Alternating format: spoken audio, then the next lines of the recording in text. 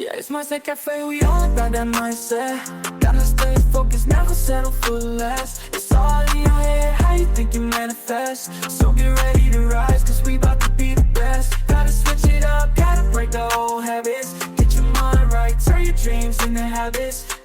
What is up, guys? Welcome to another episode of the Mindset Cafe podcast.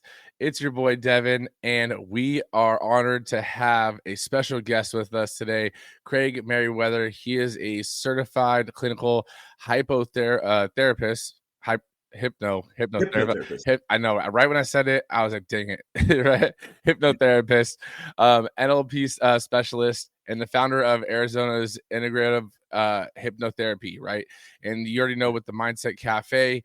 We're all about personal development. We're all about trying to make ourselves better. So this is going to be a new twist that we haven't been able to have the honor of talking to someone about, hypnotherapy yet. So I'm really excited about this. Craig, thank you so much for taking the time and getting ready to drop some knowledge on the listeners. Yeah, Devin, I appreciate you inviting me. It's been looking forward to this for a while. And yeah, hypnotherapy is a extraordinary modality, if you will, to help you with your mindset. So I thought it was a great match, and yeah, I'm ready to get going. Awesome. Well, let's dive into it. Let's dive into your background a little bit, right? So, what led you into hypnotherapy? What was your calling towards that? It was actually my, using it for myself and my own issues that I was dealing with in my life. I struggled a lot with depression and anxiety, starting around the teenage years. And this is the 1980s, way back when. And, of course, no internet back then that at least was available to us. And, the SSRI drugs, Prozacs and things, those didn't come out till the mid 1990s, late 1990s. And so it was really just kind of talk therapy and whatever book you might be able to find at the bookstore or the library. And so, and being a, teenager, probably not going to do anything anyway, because it just, settled into it. But it was really the birth of my son in the year 2001 that I really just thought I need to get a handle on this, because my mother struggled with depression. I struggled with depression and anxiety. And so, good chance my son's going to struggle with it too, whether it's nature or nurture, whether he's just matching what's in the home, what he's seeing me do, or it's a genetic thing. And so I wanted to, help myself so I could show him there are ways of dealing with it. Sometimes you'll step up for somebody else if you won't step up for yourself. And so with some trial and error, and of course, my wife and I are doing careers. We moved to a different city, and we're raising have a baby. So it was a lot of, on and off and trial and error. But one of the things that really helped me was actually going to a hypnotherapist, because I was reading a lot of the personal, and had been up to that point in the 1990s, reading a lot of the personal development stuff, Tony Robbins and all that. And it seemed like every article, and then when the internet came out, blog posts and interviews you listen to, they'd have the 5 things you could do to change your life. And 4 of them would be different, but there was always a constant. Everybody was always talking about hypnotherapy. And so I found somebody who I could work with, and it really helped. And the reason why, at least I liked it so much, and the reason it's so helpful for people, is because you can dive into that unconscious part of your mind where a lot of this hurt and pain is held, where the instructions on how to react to your world are held. And those instructions on how to feel safe, how to feel protected in the world may have been set up when you were a child, because maybe it wasn't very safe when you were growing up. Maybe the best thing you could do as a child was to hide, and to, keep your voice small, and to, keep yourself safe by hiding. So if those instructions don't get changed, they're still going to be in there in your 20s and 30s and 40s.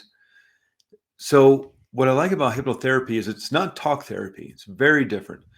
Talk therapy can be very useful, very helpful, but sometimes people, I think, start spinning their wheels in talk therapy because they're not talking about the core issue, the root issue, because they don't know what it is. It's behind that curtain in the unconscious mind. So what neuroscience tells us is that that subconscious part of mind, that unconscious part of mind makes up 95% of your mind. Conscious mind only makes up 5% of mind. So with talk therapy, it can be, again, very useful. But if you're trying to use 5% of mind to really dig into that 95, it's not really going to work. And so what's nice about hypnotherapy is that by quieting down the mind and body, just through some simple relaxation techniques, you can access that unconscious part of mind, and the healing happens really quickly. So It doesn't take a that long time. no, that I mean that's so awesome, and I think it's so true because I mean I like to talk to people about, even because I mean I'm in the fitness industry, mainly, right? Besides the podcast, so like with my gym and with the franchises and stuff, I tell people it's all comes down to like self-talk as well, right? Everything begins and ends with your mind, right? It all starts with your belief in yourself, and it ends if you don't believe in yourself and you don't believe it's going to work, well then it's not going to work. And so that subconscious mind is so true. Like, it is so much bigger and it is so much more than you even want to believe. So that 90, 95 and 5 is honestly, I didn't even realize that the ratio would be that big, but I honestly don't even doubt it, because you hear those little analogies like fake it till you make it, or just keep doing it until you start to believe it, right? And it's like all those things, and it's because if you tell yourself something long enough, like just like if someone is going to tell them, they tell a lie so many times, they start to believe their own lie, right?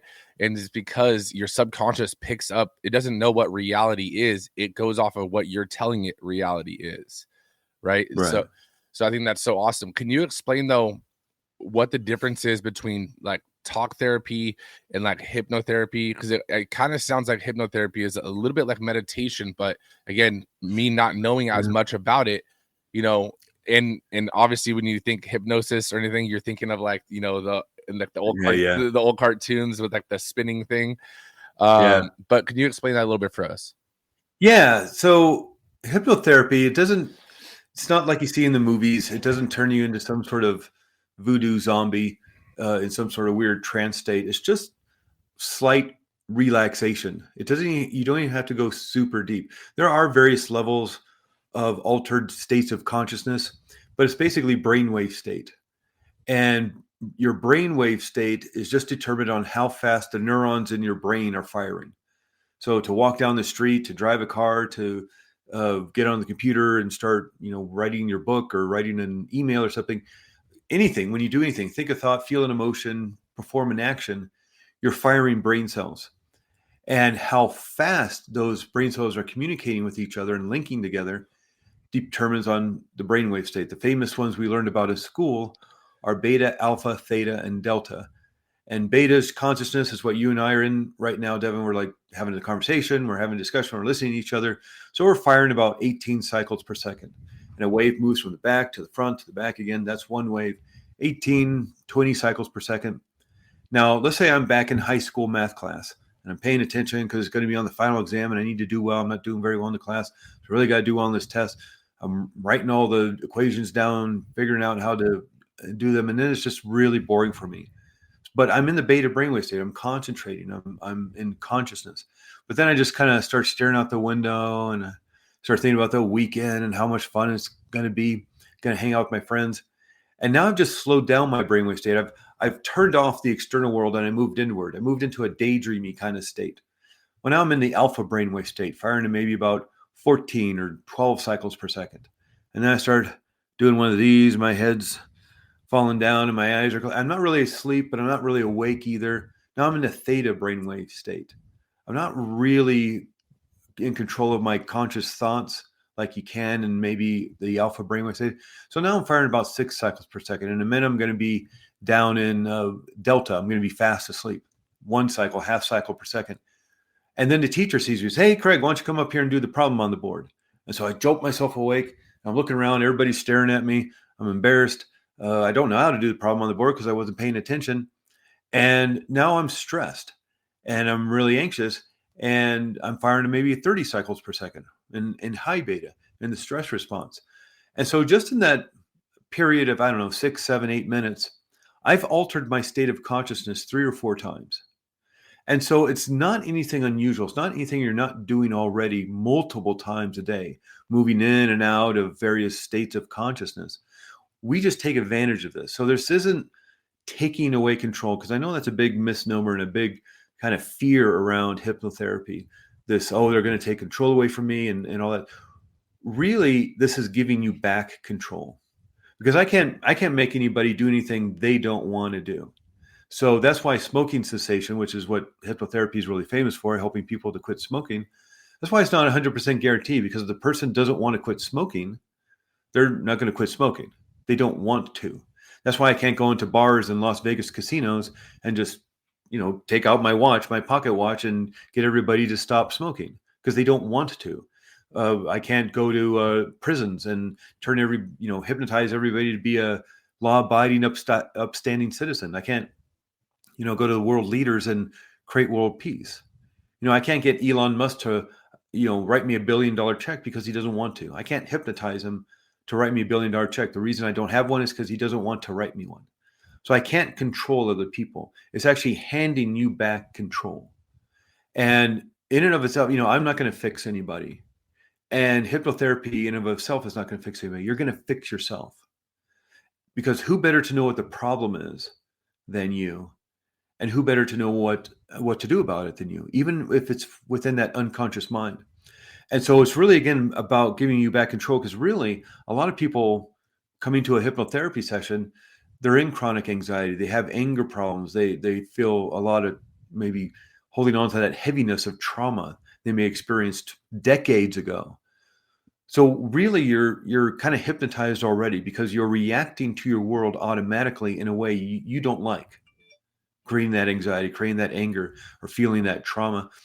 And I'm guessing, there may be some rare cases, but I'm guessing you're not anxious all the time, and you're not angry all the time. And so it's only happening in certain circumstances. I know people who are the nicest, most lovely people in the world, and yet you get them behind the wheel of a car on a freeway in rush hour traffic, and they are the most angriest people, spewing the most vile things at other people that you've ever heard. And it's like, where does this come from? They have hypnotized themselves to be in that, when they're triggered in certain circumstances and situations and events, to literally change their personality. So they're already out of control. So this is really handing them back control. It's not hypnotizing them, it's dehypnotizing them from those old, ways of thinking, feeling, and behaving. So this is really giving back control. And I know people maybe have seen those shows in Las Vegas or comedy clubs, those hypnotist shows. And, everybody's up there singing like Elvis Presley, or dancing like Michael Jackson, or pretending they're on a roller coaster, or quacking like ducks, or barking like dogs, or whatever. And understand that everybody who gets up on the stage volunteered to be up there. No one's made to be up there. Those shows are expensive, especially in Vegas. Even if it's maybe not a celebrity name, they're still like $80 a ticket. And so they have to give a show. And so people buy a ticket, they go into the show, and then they volunteer by raising their hands. Hopefully they get picked because they're really excited. They get up there, and where are you from, and what's your name, and do you want to go into hypnosis and have a fun time? And yes. They say yes like 7 times before this guy makes them do something. And so that's why those shows are fun, because everybody up there wants to be up there. They're exhibitionists, they're extroverts. They, want to have a fun time. And they do. Look at the end of the show. They have a big smile on their face. They had a great time. So you can't make anybody do anything they don't want to do. This isn't like, hypnotizing Jason Bourne to assassinate the prime minister. You can't do that. That's not the way it works. What we're dealing with is the subconscious part of mind. Now, we were talking about, a little bit ago, so 95% of control of mind is the unconscious. That seems pretty extraordinary. But when you think about the unconscious part of mind, it's running your immune system. It's running your digestive system. It's your respiratory, your heart. You don't have to think about these things. And luckily you don't. Splitting our cells, growing our hair. All this stuff is happening automatically, growing our bodies from, being 1 day old to being an adult. All this stuff we don't have to think about is happening automatically under control of the subconscious mind. It's also holding on to those little habits that we have of tying our shoes and zipping up our jacket and riding a bicycle, driving a car, walking down the street. All these are held within the unconscious part of mind, but its main job is to keep you safe and protected. And it does this by holding on to the hurt and the pain you may have experienced in your life, the trauma. So it has this kind of like filing cabinet and files of all the things that have caused hurt and pain and anger and anxiety and embarrassment and humiliation. The real deep stuff, like the trauma maybe somebody experienced growing up, or even the embarrassment of not knowing how to do the math problem in math class. Holds on to all these because it doesn't want to experience it again. It's trying to protect you from the hurt and pain you've experienced in the past. So all you're experiencing in your world through what you see, hear, taste, touch, and smell through your five senses is being filtered through this filing cabinet. And if anything triggers one of those files, the alarms go off because it thinks you're in danger. And so, if you're in a building and somebody pulls a fire alarm, the sirens go off, the lights go off, trying to warn you that there's danger and you need to get to safety. Well, we also have a warning system, but instead of lights and sirens, we have feeling states. So the feeling state of anxiety, the feeling state of anger, of overwhelm, of worry, of fear is warning the mind, warning you through changing the chemistry in the brain and creating a feeling state in the body that there's danger somewhere. The problem is your mind can't tell the difference between what's real and what's imagined. And this is most noticeable, let's say when somebody's having a nightmare in the middle of the night. It doesn't matter how crazy, how stupid, how ridiculous the nightmare may be. A gigantic cheeseburger and his two hot dog friends are chasing it on the street throwing coconuts at you. It's dumb. It's never going to happen. But your mind can't tell whether that's real or just a crazy dream. And so it has the safety protocol of shoot first, ask questions later. And it'll turn on the stress response, even deep sleep. And that's pretty an extraordinary thing to do. It takes a lot of effort to turn on the stress response. You have to change brain chemistry, start creating adrenaline and cortisol. Adrenaline, you probably, Devin and probably your listeners heard those crazy stories of grandmothers lifting cars off of babies. Mm-hmm. That's adrenaline doing that. That's now coursing through your bloodstream. 300% more blood is moving to big muscles of your arms to fight, 300% more blood, big muscles of your legs to escape. It's got to come from somewhere. So the power in your immune system is turning down, power in your digestive system. This is why people get sick when they're stressed, why they get irritable bowel syndrome when they are in chronic anxiety. And that's a lot of effort in the middle of the night while you're in deep sleep. But it's trying to protect you. It's not against you. It just thinks you're in danger. The mind can't tell the difference between what's real and what's imagined. So what's happening in your waking world? What are the perceptions you have about your world that make you think you're unsafe? And then you're just creating that anxiety loop over and over again. It's all that information, the instructions that have been stored in your unconscious mind. Well, that's the subconscious part of mind. It's all of that, this kind of emotionalized part of mind that's trying to protect you and keep you safe in your world. The conscious part of mind, that's the logical mind, the analytical mind that creates your goals and your plans to reach those goals, and the willpower to get to the gym, early before you go to work. But again, conscious mind only makes up that logical, analytical part of mind only makes up 5% of mind. 95% of mind is that subconscious part of mind. So when there's conflict between the logical mind and the emotional mind wins every time. And that's why, especially probably you've seen this, Devin, when somebody's like, dedicated to their health and they want to get in shape, they want to lose the weight, and they got a plan. They come to you and they're working with personal trainers and they're going to the gym and they're eating right. They're having oatmeal for breakfast and a salad for lunch and salmon for dinner. And then at 10 o'clock at night, they're eating a pint of Ben & Jerry's. That logically makes absolutely no sense because they have a plan on how they're going to get into shape. But somewhere along their day, something went wrong and they now need to comfort themselves. And maybe when they were 7 years old and they're being bullied in school, mom would give them ice cream when they got home to make them feel better. So now they equate feeling better and being nurtured and feeling safe with eating ice cream.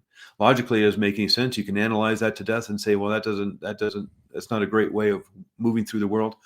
But that's not the part of mind you're working with. You're working with the emotional mind. Ice cream makes you feel better. It makes you feel safe. You need to feel safe right now. Mm-hmm. And so that emotional part of mind wins the conflict every time.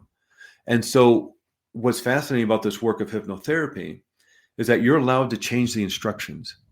You're allowed to heal from that filing cabinet of hurt and pain and trauma. because you're the one who set up that filing cabinet. It's not to say it was your fault. It's not to say that, to blame the victim or say, it should have happened. It was wrong. That you should have gone through that trauma.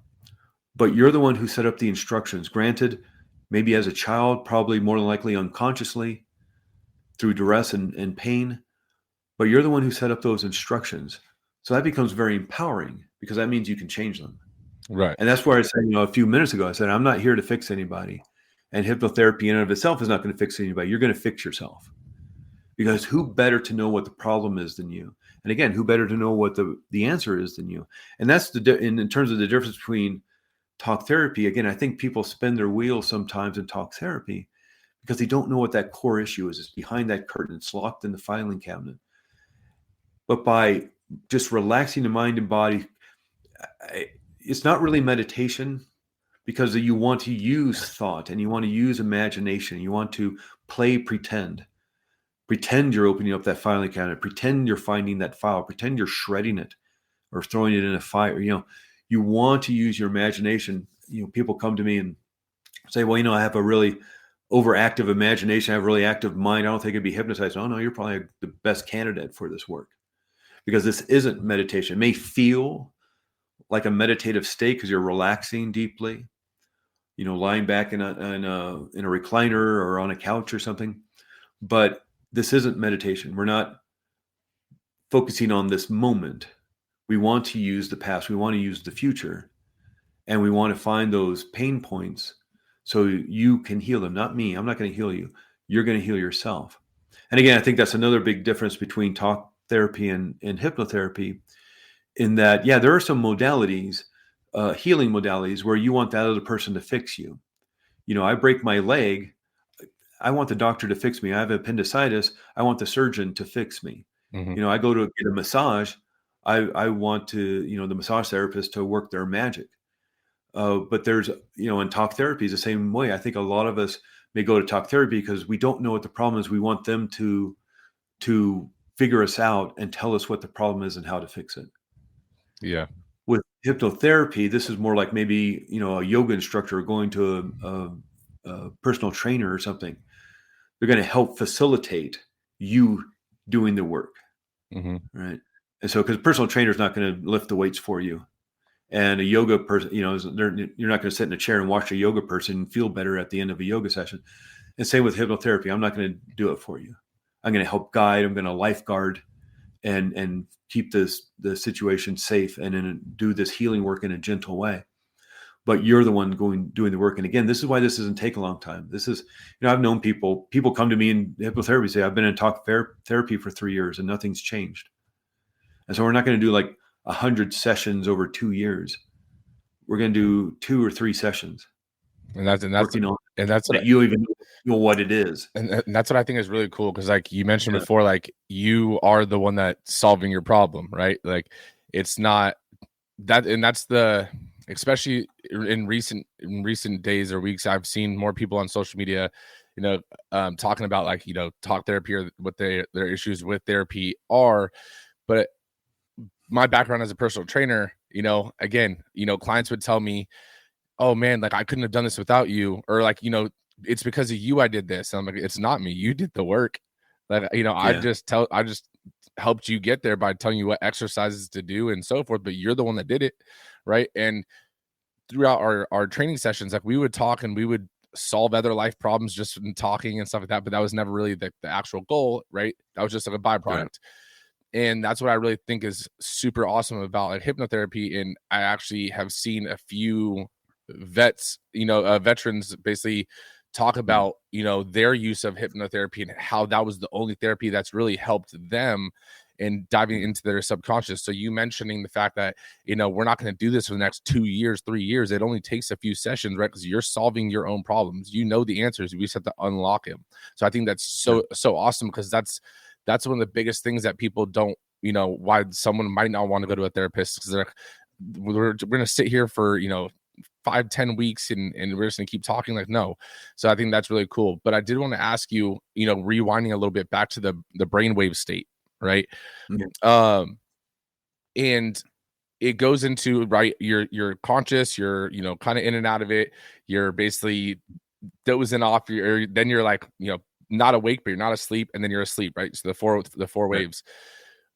What is there another state, let's say with like hypnotherapy, or is there another state for people that do, and I want to see this whole, like, I've been trying to think of the name, you know, like when people do like the drug induced like vision quests.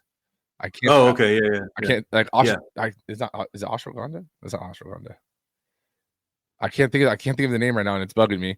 But Ayahuasca. yes. Yeah. Okay. Yeah. Yeah. So, Yeah. but Yeah. does that bring you to another wave Yeah. state, or is it a same wave state? But then I know you mentioned like high beta. So is there different forms of wave states? Yeah. So for the longest time, researchers thought, okay, our brainwave states just go from about 30 down to 1. Mhm. And we have beta, alpha, theta, delta, and there's subsections of those of you know, as you're moving from alpha down to delta, or I mean alpha down to theta, you know, there's like kind of subsections in between those. But it was really researching Tibetan Buddhist monks, and there's a great National Geographic. I wish I had it handy. I don't think I do, but there's a great National Geographic article, or the whole issues about it, and it shows this monk wired up with all the electrodes on his head. And researchers wanted to see what a monk who has been meditating 7 hours a day for 20 years, what their brains do, what their brains look like. And so they actually had, you know, negotiated and got permission with the Dalai Lama, brought all these monks over to the United States to the research places, hooked up these monks. And what they found is they weren't, you know, if consciousness is around 20 cycles per second, they thought, oh, they'll go down to alpha or theta or something. They actually went up, and they went up to 100 cycles per second. And it's called the gamma brainwave state. And so this is what they're saying is flow state, or getting in the zone.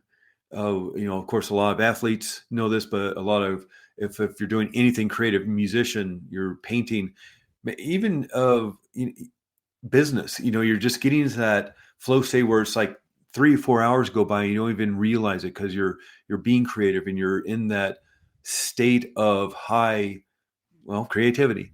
And but also they're seeing a lot of these people who do the more spiritual work. Now I don't know if I'm sure they have at this point, but I don't know about the research of what the brainwave state is for like ayahuasca or any of those kind of situations. Maybe the same, maybe it goes higher. But if, as my understanding is, if I remember correctly, they got super gamma now, and they've seen people go up to 200 cycles per second. And so this is what they're thinking, that maybe when you're having that spiritual experience, let alone that creative experience, or you're an athlete and you're getting into the zone to, you know, what is a marathon runner? What does that take to, you know, push yourself through once you hit, you know, mile 15 or 16 or whatever? That you're not lowering brainwave state, you're actually increasing the cycles. And that's what is allowing people to reach these heights of not only creativity, not only in athletics or even business, but in terms of spirituality.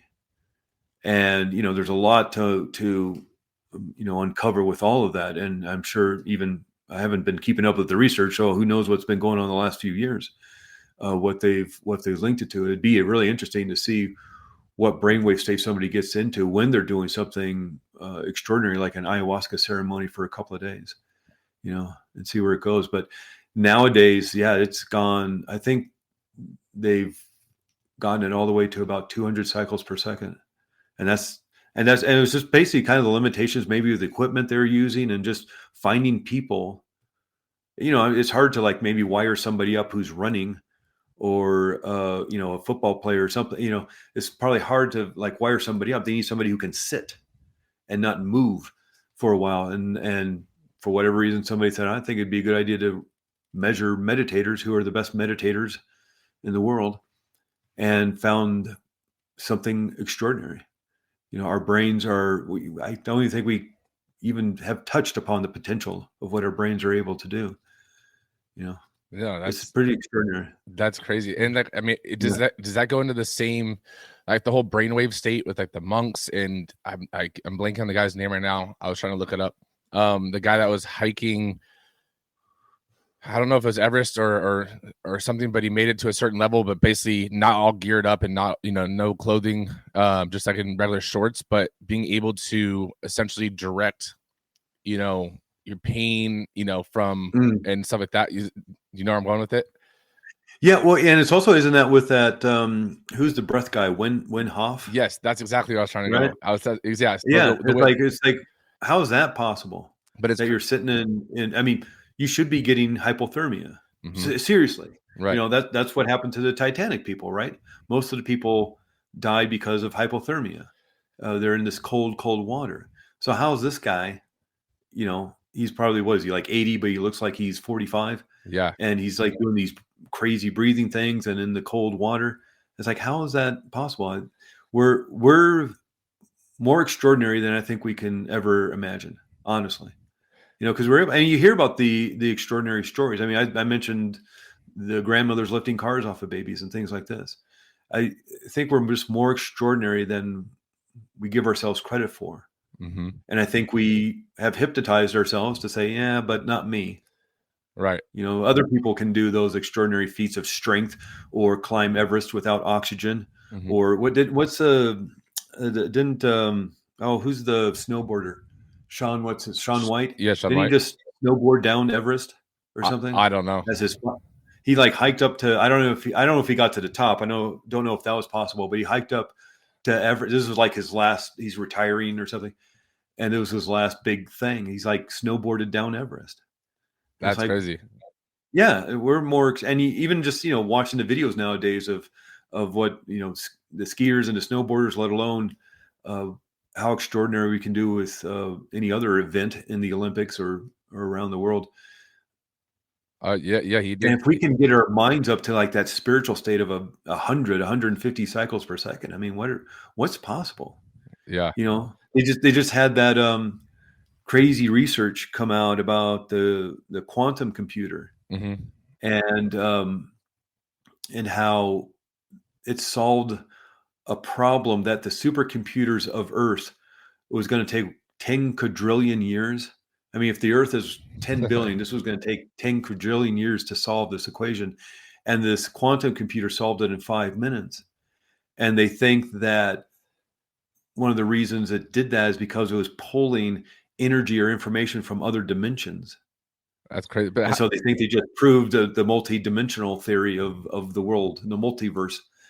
And so it's like, what does that mean to us as humans? And can our brains firing at 200 cycles per second access the multiverse or multi-dimensions or whatever? It's extraordinary to think about. Yeah. And I don't know that we'll ever maybe have the answers, but we are more extraordinary than I think we give ourselves credit for. 100%. No, but I was always like a little bit skeptical, like when they with that supercomputer thing, right? And they're like, it would have taken X amount of years for or the quantum computer it would take X amount for the supercomputers. It's like, so who thought of the question that, and then how does that timeline even really work? How did someone think of a question that a quantum computer could even solve if it was that complex of a question, right? Yeah, it's gonna take a little more diving in. I'm thinking they just had the supercomputer come up with a question. Right. What would be an equation that would take you 10 quadrillion years to solve? Okay. And it says, oh, it'd be this. We couldn't even ever figure this out for 10 quadrillion years. And it's okay, well, there's the question. And then all the fancy scientist people and their big brains, they're like, okay, yeah, that seems right. And I'm sure they're they're sending it out to people. It's like, does this make sense? Does this work? Yeah, that works. Okay, well, let's see if the quantum computer can solve it. Oh my God, it solved it in 5 minutes. How to do that? I don't know. It's not possible on Earth. I don't know. It's above my pay grade, so I don't know that stuff. No, that makes sense. But I mean, like the thing with like hypnotherapy and with like the brain waves and stuff. Have you ever seen that movie Lucy? It's with Scarlett Johansson. It was back in 2014, 2015. but how it was like going, and she was like, okay, now she's at 10% of brain activity, 20% of brain activity, and every level she was getting like more abilities, essentially, like being like telekinesis and all that kind of stuff. And it's like we truly don't know how much the brain can do. I mean, I've seen monks and stuff do some crazy things, and it's like it should seem unreal or superhuman, but it's, again, just a different level of state or being that they're been able to achieve. But it's not impossible. So I think that is completely true. Before we wrap up, though, I do want to ask one question, right? And I don't like to preface this question or give you a little heads up on it, because I want the organic answer. This is Craig Meriwether's legacy wall. And on this legacy wall, it's not a tombstone, it's a legacy wall. What is one message you would like to leave up and coming generations from that you've learned from your journey, from your teachings, whatever the case may be? What is that one deep message that you would like to leave? Okay. It's something that I think we already touched upon, and you actually mentioned it, Devin, earlier, but it basically comes down to what you practice, you get better at. What is strongest within your mind, within your body, is what you do over and over again. And so you can use that to your benefit. You can use that to destroy yourself. What you practice, you get better at. And so we know this from, riding a bicycle, or learning how to walk, or learning how to tie your shoes, learning how to play a musical instrument, learning martial arts. What you practice, you get better at. But what if you're practicing fear? What if you're practicing anxiety? What if you're practicing anger? What if you're practicing anger when you get in a car and drive on the freeway? You're just going to get better and better at connecting those neurons. The connection is going to get stronger. The communication between those neurons is going to get faster. And it's just going to get to a point where it's just, I don't know why I get anxious. I just do. I just get triggered, and I don't know why. So a lot of this work that we do in hypnotherapy is there's kind of two parts to it. There's the deep healing work we do in sessions. If you're dealing with some trauma, or you just even want to get some confidence around a goal you have coming up, maybe you're doing a presentation, you're doing the keynote speech at the big conference. You want some more confidence around getting up in front of people. We help you with that. But the part two is, what are you going to practice at home, right? Because you just don't get to go to a personal trainer once, work out at the gym twice, and you're done for the rest of your life. We know this with our physical health. You're going to the gym, you're doing some sort of exercise, martial arts, dance, whatever you're doing something, hopefully every day, but at least 3-4 times a week for the rest of your life, right? So what about your emotional health? What about your mental health? What are you doing to strengthen your emotional health? Again, maybe not every day, but what are you doing 3 to 4 times a week? Hopefully every day, but what are you doing 3 or 4 times a week to boost your emotional health, your mental health, your mindset? And so a lot of this work is, of course, yes, the deeper healing work in a hypnotherapy session, but then what's your daily practice of putting you can have all the joy, the happiness, the confidence, the abundance that you want, but it comes with some practice, right? Mm-hmm. Just like learning a foreign language. It's like, yeah, you can learn that foreign language, but it's going to take some practice and doing it over and over again. You can have the joy. And just like maybe somebody practices anxiety, you can practice joy. And like you said at the beginning, there's this fake it till you make it idea. It's like, yeah, that's a big part of hypnotherapy. Pretend that you have the joy. I'm guessing there's at some point in your life, you felt joy. Maybe it was at a birthday party, or maybe it was just staring at the Grand Canyon or whatever. You felt some sort of joy. You can access that again, even by pretending, and focus it into the future. And this is where I was saying before, even having an overactive imagination is great, because you're fantastic at doing this work. Just playing pretend, just like an Olympic athlete will mentally rehearse. Of course, they're going to get on, if they're doing gymnastics, they're going to get on the mat and do the twists and the tumbles and the turns and all that. But they're also going to sit down on the recliner on the couch and mentally rehearse it, because we know that it will strengthen those neural pathways, even just by pretending. So pretend you have the joy, pretend you have the happiness, pretend you have the abundance, pretend you have the success, pretend you have the confidence. You're confident in a great many things. You're confident that you can tie your shoes. You're confident you can zip up your jacket. You're confident that you can boil water to make pasta. You're confident in a great many things. Those are maybe small things, but what does that feel like, that confidence? And now let's apply it to doing that keynote speech or talking in front of your investors about your business ideas. Let's apply it to that. And then this starts linking together. And it's pretty extraordinary. But like with anything, if you want a black belt in joy, if you want a black belt in happiness, a black belt in confidence, it's going to take some practice. But you can do it. Yeah, exactly. That's awesome. And where can people connect with you, learn more about, what you got going on with hypnotherapy and NLP and everything like that?